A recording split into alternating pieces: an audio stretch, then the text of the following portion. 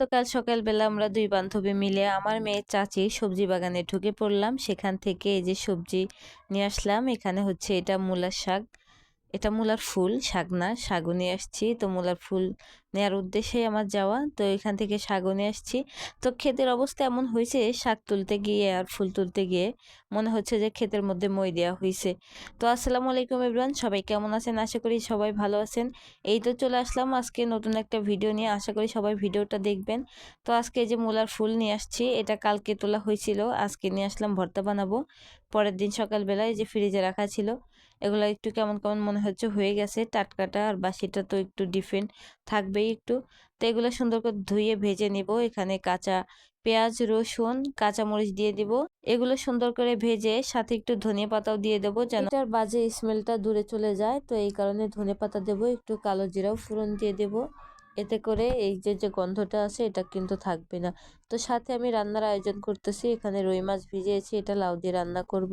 এই তো সবকিছু গুছিয়ে চুলার পাড়ে চলে আসলাম। এখন রান্নাটা বসিয়ে দেব। রান্নাটা কিন্তু আর দেরি হবে না, কেননা সবকিছু যদি গোছানো থাকে তাহলে কিন্তু রান্না করতে একদমই দেরি লাগে না। তো এগুলো যে ভেজে নিচ্ছি, অন্য চুলায় আমি মাছটা ভাজতে শুরু করে দিয়েছি। বাসায় এখন আপাতত কেউ নেই, একা বাসায় আছি। এই রান্নাটা হতে না হতেই সবাই ইনশাল্লাহ বাসায় চলে আসবে। তো এখানে মাছ দিয়ে দিলাম আর এখানে এগুলা ভেজে নিচ্ছি। এইটা দিয়েই আমি আজকে ভর্তাটা বানাবো। আসলে ভর্তা মানেই মজা। ভর্তা হলে কিন্তু ভাত খেতে কোনো খারাপই লাগে না। মোট কথা দেখা যায় যে আমার তো ভর্তা হলে পারে আমি তরকারিও অত একটা খাই না, মানে ভর্তা দিয়ে আমার খাওয়া হয়ে যায়। আর এইটা কিন্তু আমি প্রথম বানাচ্ছি। এটা কিন্তু আগে ভর্তা খেয়েছি অন্যভাবে, হাতে করে ভর্তা বানানো, সেটা মানে ভাপ দিয়ে সেদ্ধ করে ভর্তা বানানো ওইটাই খেয়েছি। এইভাবে বানাই কখনো খাওয়া হয় নাই। তো আজকে ফার্স্ট টাইম। তো একটু তেল দিয়ে নিলাম, সামান্য একটু তেলের মধ্যে সবকিছু ভেজে নিলাম, একটু কালো জিরাও দিয়ে দিলাম।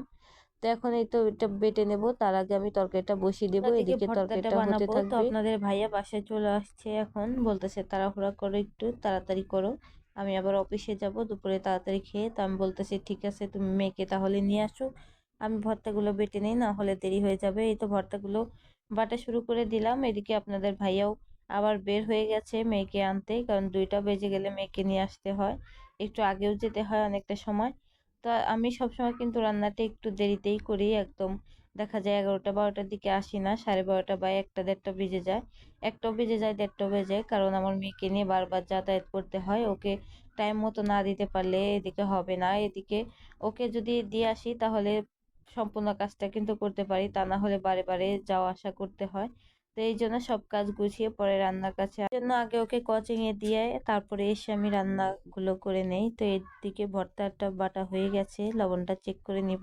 আর ভর্তাটা খেতে কিন্তু অত একটা খারাপ লাগে নাই, কিন্তু আমার মনে হয় যে না খেলেই ভালো, কারণ একটু মূলার শাক যেহেতু তিতা তিতা লাগে হালকা, এইটাও কিন্তু ওই রকমই লাগছে। কিন্তু আমি যখন লেবু মিক্সড করে খাবারটা খেয়েছি ভাতের সাথে, তখন আবার একটু ভালো লাগছে।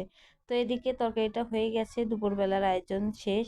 আমি কিন্তু সবসময় সিম্পল ভাবে সবকিছু করি। আমরা মধ্যবিত্ত, আমাদের অনেক কিছু হিসাব করে করতে হয়, আয় বুঝে ব্যয় করি সবসময়। আমরা ওভার কিছু করি না, যেটা অপ্রয়োজনীয় সেটা একদমই করি না। তো সবাই ভালো থাকবেন। আজকে ভিডিও এই পর্যন্ত। ভিডিওটা কেমন লাগলো অবশ্যই জানাবেন সবাই। ধন্যবাদ।